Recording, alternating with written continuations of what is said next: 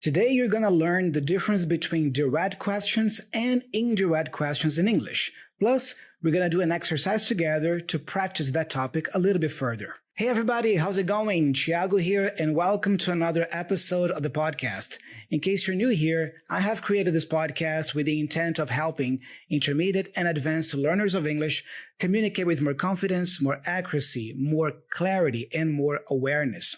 If this sounds like something you want for yourself and your English, subscribe to the channel here on YouTube and follow the show on Spotify or Apple Podcasts so you don't miss a single new episode. Also, don't forget to check out my pronunciation course available on pre-sale.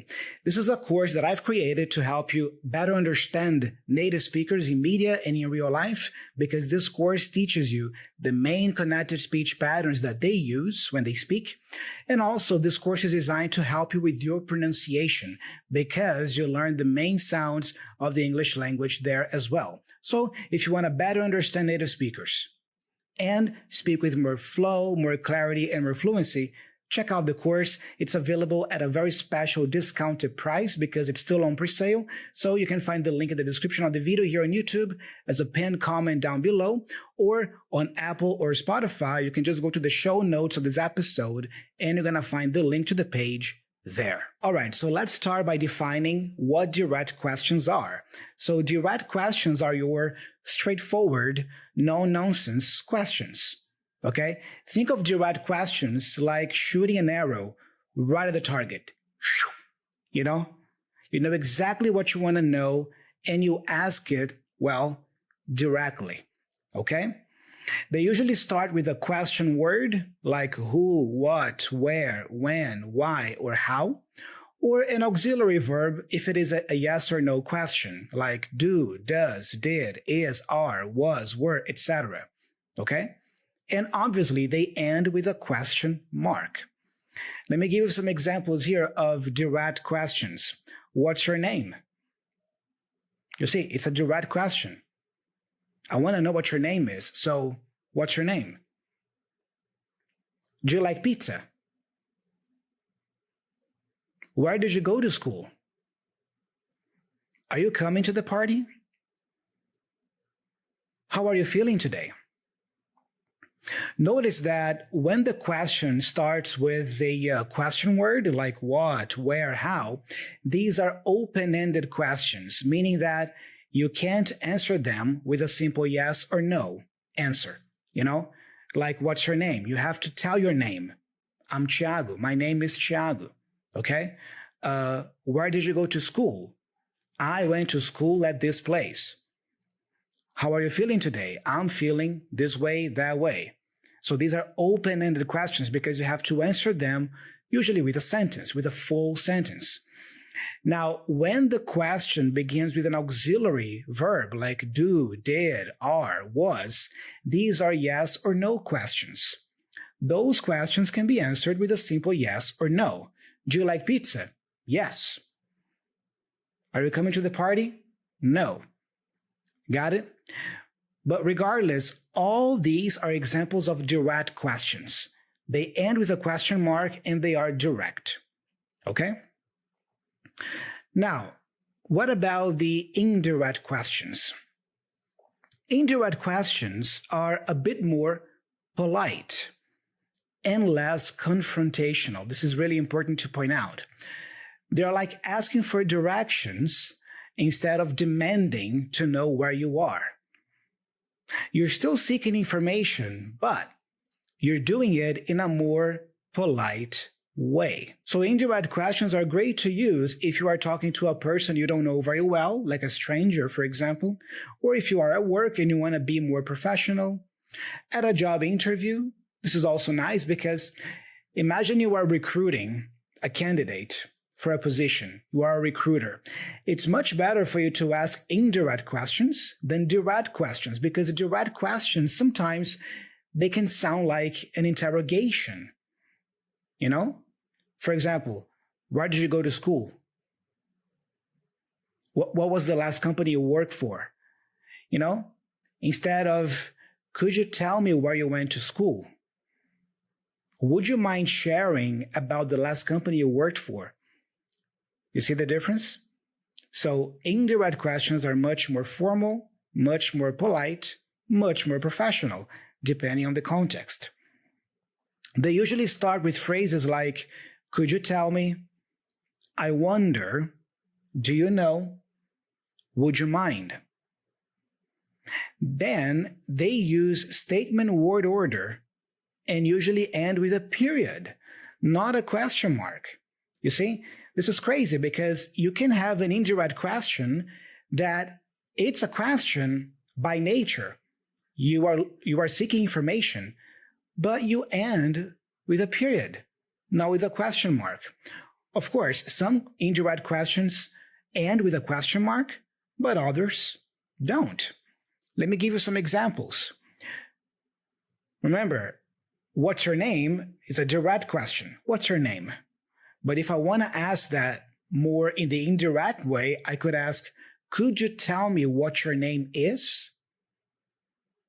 I'm ending with a question mark here, no problem.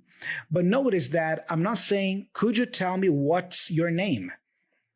Because you can only have one question word, let's say, in the sentence. Here, the question word is could you? The question part, could you tell me? Yes, I could. No, I couldn't. So the rest of the sentence, I treat it like an affirmative sentence. That's why I say what your name is instead of what's your name. I already have a question at the beginning. Could you tell me? That's my question. Could you tell me? You see? So the beginning becomes the question, let's say, and the rest, the complement, I treat it like an affirmative sentence, not an interrogative sentence. So could you tell me what your name is? I wonder if you like pizza. You see, I'm ending with a period. Again, the direct question is, do you like pizza? The indirect form could be, I wonder if you like pizza, with a period at the end. Do you know where he went to school? Do you know where he went to school? Okay, I'm ending with a question mark, but you see, where he went. I'm treating the second half here as an affirmative sentence because my question now is, do you know? Do you know? Yes, I do. No, I don't. That's my question. So do you know where he went to school? Not, do you know where did he go to school? Okay? Because if I ask you this directly, I would ask you, where did he go to school? Where did he go to school? But indirectly speaking, do you know where he went to school? Would you mind telling me if you're coming to the party? Again, with a question mark at the end. Would you mind telling me if you're coming to the party? Okay? And I'd like to know how you're feeling today. With a period, not a question mark. Remember the direct version? How are you feeling today? Versus, I'd like to know how you're feeling today. Notice that here, how you are feeling today, like an affirmative sentence. No, how are you feeling today? This is wrong, guys. I'd like to know how are you feeling today? This is wrong. I'd like to know how you are feeling today. That's the correct version. Treat the second half like an affirmative sentence. Okay? So why use indirect questions? Well, because they are more polite, especially in formal situations or when talking to people you don't know well, like I just shared.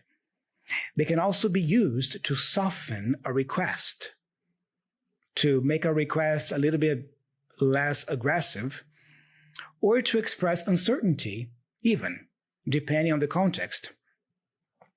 So now I'm going to go through some examples here with you guys. I'm going to give you the direct question and then the indirect question right after, so you can compare both and see the difference in the structure, okay? Where is the library? Could you tell me where the library is? What time does the movie start? Do you know what time the movie starts? Is the restaurant open on Sundays? I'd like to know if the restaurant is open on Sundays. How much does this book cost? Would you mind telling me how much this book costs? Can I borrow your pen? I was wondering if I could borrow your pen. Did you finish your homework? Do you have any idea if you finished your homework? Are you going to the party tonight? Could you tell me if you're going to the party tonight? What's your favorite color? I'd like to know what your favorite color is. Have you ever been to Japan? I was wondering if you've ever been to Japan. Why did you choose that major? Could you tell me why you chose that major? Got it? So I guess the biggest takeaway here is, first of all, remember that some indirect questions don't require you to end with a question mark. You can just end with a period. And remember that the second half of these questions need to be treated like an affirmative sentence, not like a question sentence. Okay? Now, to leave you, I have here a consolidation exercise for you to practice this. I'm going to give you now 5 direct questions, and I would like you to post here under the video on YouTube the indirect version of these 5 questions. If you are on Spotify, you can also write me a comment under the episode here with your answers, okay? But do share because it's good for other learners to see your answers and also for me to see if you really understood this idea, this concept of direct questions and indirect questions. So, ready? Here are the 5 direct questions, okay? Number 1, what time is it? What time is it? Number 2, where did you buy that shirt? Where did you buy that shirt? Number 3, is the seat taken? Is the seat taken? Number 4, why are you late? Why are you late? And number 5, can you help me with this math problem? Can you help me with this math problem? Okay, so turn these 5 questions into indirect questions and post your answers here under the video in the comment section below. I'm curious to see your answers. Guys, I hope you enjoyed this episode today. I hope you found it useful for your English grammar. And don't forget to check out my pronunciation course available on pre-sale at a very special discounted price. If you want to be able to better understand native speakers and learn more about pronunciation and how you can improve your pronunciation in English, you definitely should check out this course, and it is available at a very special price. So do check it out. And of course, subscribe to the channel here on YouTube and give me a 5-star review on Spotify and Apple Podcasts because that helps me a lot here on those platforms. I'm Thiago, I'm signing off, and I'll be talking to you very soon. Thank you so much, and bye-bye.